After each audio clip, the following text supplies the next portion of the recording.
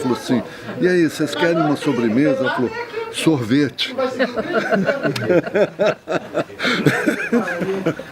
Sabe, o tempo todo ela tem uma tirada que é a coisa mais linda. Essa aí já ficou até célebre.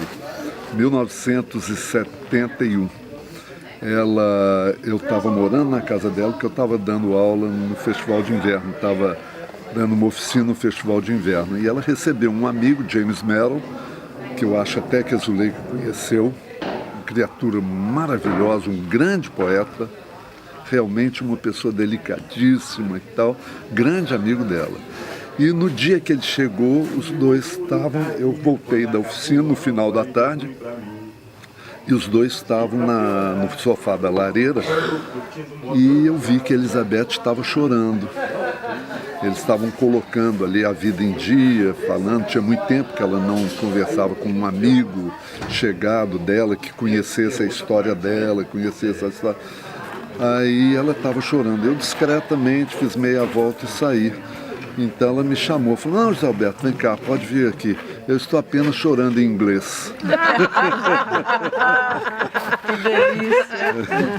Muito bom, muito bom. Então essas tiradas dela, eu lembro também de uma lamparina que eu dei para ela, que era um tipo popular da cidade que fazia. Ele pegava a lâmpada comum, queimada, ele tirava o miolo, cortava uma lata, fazia uma alça, pegava a tampinha, botava em cima, chumbava um paviozinho ali, botava o barbante e aquilo ali era uma lamparina. Era a lamparina que eles usavam no morro, era a lamparina. E ela deixava aquilo em cima da lareira. E um dia ela falou comigo assim, engraçado, eu sempre gostei dessa lamparina, eu não sabia por quê, agora eu sei. Quem fez isso quis ressuscitar a luz da lâmpada. É todo o discurso do Redmayne, do Duchamp, né? Quer dizer, é pegar aquilo ali no que ele tem, uma lâmpada queimada submetida a uma ressurreição de uma lâmpada, né? Certo. Que lindo. Então o tempo todo ela tinha esses insights assim. E isso era, eu acho que foi o ponto de ligação que eu, muito jovem, eu tinha 21 anos, ela tinha 57, e no entanto era de igual para igual, e nos divertíamos muito, ríamos muito, e era um grande barato. Eu acho que esse exercício de deixar a sensibilidade aguçada, né, para o cotidiano, o tempo todo você está. E nada te dá mais material para elevar o cotidiano a um estágio poético do que a própria realidade. Né? Então essa fuga aí, por exemplo, a fuga do esquizofrênico. É isso que eu ia falar. É maravilhoso, maravilhoso. Agora é cruel, porque é sob o signo do desequilíbrio que ele produz a maravilha que ele produz. Né? E é uma maravilha. E tem um grande valor estético, independente da consciência dele. Mas ao mesmo tempo, ele tem aquele ali o valor terapêutico. Por exemplo, a Anísia da Silveira, ela considerava que tudo aquilo ali era um processo terapêutico. Aquilo ali não tinha uma intenção estética, no que ela tinha razão como psicanalista. Mas, claro, sob o recuo, aquilo ali revelava um grande requinte, continua a revelar, um grande requinte poético, né? Grande. Então isso aí, um bispo, ele devia ter consciência. O bispo é um esplendor o que ele faz. Né? A obra dele é uma coisa estupenda. E ele tinha consciência. Por isso que eu acho assim, não existe arte contemporânea, arte moderna, isso é apenas uma classificação que a história faz para poder controlar uma metodologia qualquer de ensino da história da arte. Mas na verdade a arte ela não tem, ela não melhorou, não existe a coisa assim, a arte evoluiu. A arte não evolui. Arte é arte. A arte não evolui, ela muda. Ela é diferente hoje do que era na Renascença, mas ela, da Renascença até agora, ela não evoluiu. Não existe não é um processo cumulativo, né? Cumulativo a ciência, a matemática pode ser, né?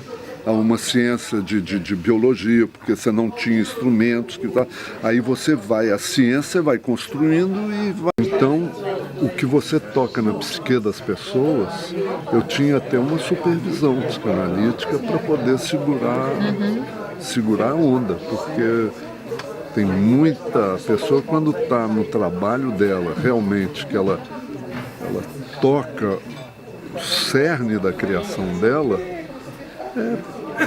tudo misturado. Quase uma catástrofe. Processos criativos.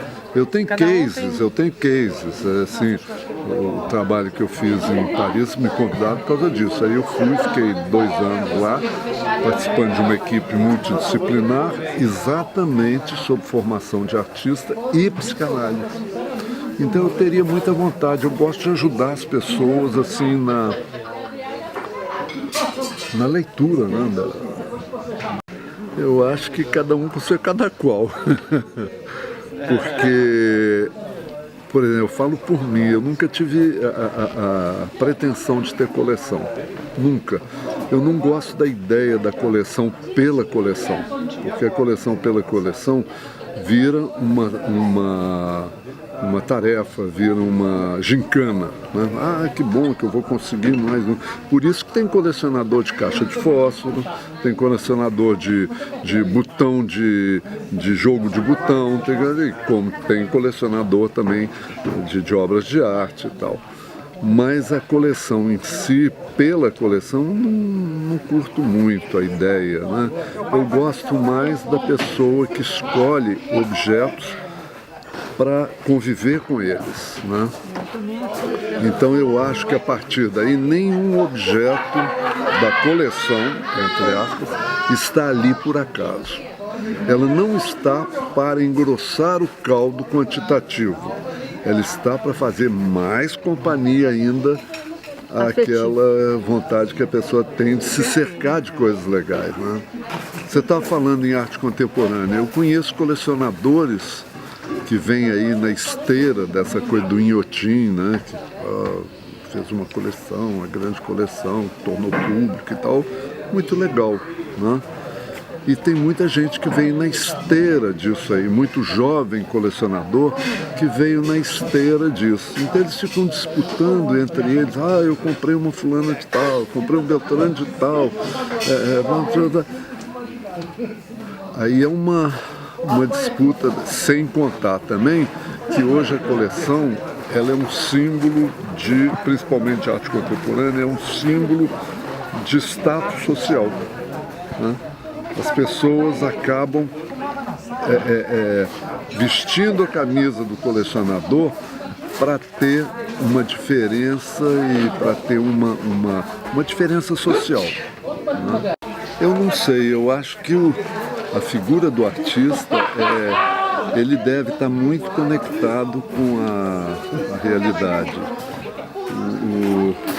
O artista solitário produzindo uma obra numa torre de marfim, não sei o que, já acho uma visão mais respeito e alguns artistas que eu conheço até vivem assim, produzem coisas muito legais. Mas o artista hoje, ele tem uma consciência maior, né? Eu digo que ele sai da solidão para ir para a solidariedade. Esse é o papel do artista contemporâneo, né? Eu, pelo menos, a minha inquietação toda durante muito tempo, né? A minha grande inquietação acabou se aplacando um pouco com o ensino da arte, né? Então, com a formação de artista. E aí era um grande barato, porque numa época em que as pessoas achavam que ser professor de arte era abrir mão da sua produção artística, né, para ser professor como uma fonte de renda secundária, que aí passa a ser primária e tal, para você sobreviver. Não. A atividade didática, a atividade pedagógica, ela pode ser uma obra de arte, porque é um embate que você está lidando com a sensibilidade do outro, né? Você está lidando com a possibilidade de acordar no outro a linguagem que ele tem latente, e eu acho que todos nós temos. Então, o trabalho de um orientador, o trabalho de um professor, ele pode ser uma obra de arte, né? Eu tinha uma tia que falava assim, existem as pessoas que são de cor, existem as que são salteado. Eu sei de cor e salteado. Existem que são de cor e salteado. Eu sou salteado. Eu nunca... Eu falo, não, eu vou desenhar, mas aí eu gostava de mexer com música. Aí onde a sensibilidade tiver, eu quero ir, né? Gosto de arte popular e fiz curadorias numa época em que não existia esse negócio de curadoria. Curadoria fala assim, organizar a exposição. Não. Curadoria é você conceber, você ter conceito, você elaborar o conceito e se existem ali 10 artistas participando, você é o 11º, porque você faz a conexão daquilo ali para uma outra dimensão que ultrapassa cada obra em conjunto para ser uma ideia deles em conjunto, né? Então eu acho que a curadoria era isso. Enfim, eu gosto dessa coisa salteada, eu gosto, eu curto, eu quero ir onde a arte está. É na rua, está na rua, eu vou na rua. Onde está na arte popular, no artesanato, onde tá, vou lá também, não tem problema. Eu quero ir onde tem o exercício da sensibilidade. E hoje é muito difusa, né? A sensibilidade é muito difusa. Ela está onde menos se espera. Né? Na rua. Hoje eu vou até mostrar onde que está carregando. Os grafites para você? Hoje eu vi de manhã um sujeito carregando um saco de latas de cerveja, mas um saco que devia ter mais de 2 metros, está no meu celular, que o celular está carregando. Eu fotografei, mas é lindo. Aquilo ali você pode levar a categoria de arte. Então, se você pega aquilo ali e leva para uma Bienal, aquilo é um objeto. Então, o Marcel Duchamp foi fundamental nisso. Na hora que ele pegou um mictório e levou para o museu, ele mostrou que a intenção do artista é um dedo de rei Midas. Encosta o dedo ali e vira ouro. Quer dizer, vira ouro do ponto de vista conceitual. Ganha novo sentido, né, na hora que isso vai para o museu. Então, ali era o quê? Era uma sensibilidade adormecida. O cara estava carregando essa lata, era uma questão até de sobrevivência elementar, né? Mas naquele momento, o fato de eu vi uma obra de arte. Então essa abertura e essa disponibilidade para ter os insights no cotidiano é que é a maior maravilha. Por isso que a formação do artista é importante, porque você forma o olhar. Ele não está condicionado a precisar de ir para um museu, para uma Bienal, maravilhoso que ele vá para o museu e para a Bienal. Mas se ele tiver a sensibilidade afiada, ele vai descobrir naquele conjunto de lata, ele vai ter a fruição de uma obra de arte naquilo ali. Então, naquele momento, ele elege. Mesmo que isso depois não vá para a Bienal, não interessa. Mas naquele momento ali, ele teve... Eu, quando vi, eu tive a mesma alegria de ver da mesma que eu vejo numa exposição. Da mesma. Então, essa vigília poética é um grande barato. Eu acho que isso é que é o grande barato do artista. O artista, ele tem que estar aberto e permanente numa vigília poética, né? Isso a Elizabeth Bispo ensinou muito, não teoricamente, mas a convivência com ela.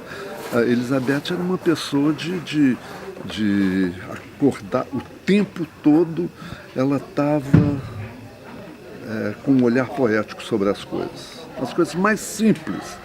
As coisas mais simples. Eu tô lembrando, um dia a gente comeu um bambá de couve, que era uma comida típica mineira, até dos escravos e tudo. É uma sopa de fubá com couve rasgada e às vezes muito pimentada.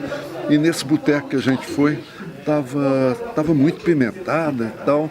O cara, depois que a gente comeu, o dono do bar, do boteco, chegou, ele fez gestão esportiva, e jogava basquete e tal, e fez na França, fez em Nice, a faculdade de gestão esportiva. Depois voltou, não quero mexer com esporte. Ele queria fazer arte e arte de rua, street art, que ele viveu em Berlim uma época e tal, e fazendo, e até hoje faz. Então a minha discussão com ele, em determinados momentos, assim, o meu embate estético com ele, é a diferença entre expressão e linguagem. Então você vê que muito grafite é expressão, é catarse, é vômito. Você vê que outros são linguagem. São linguagem.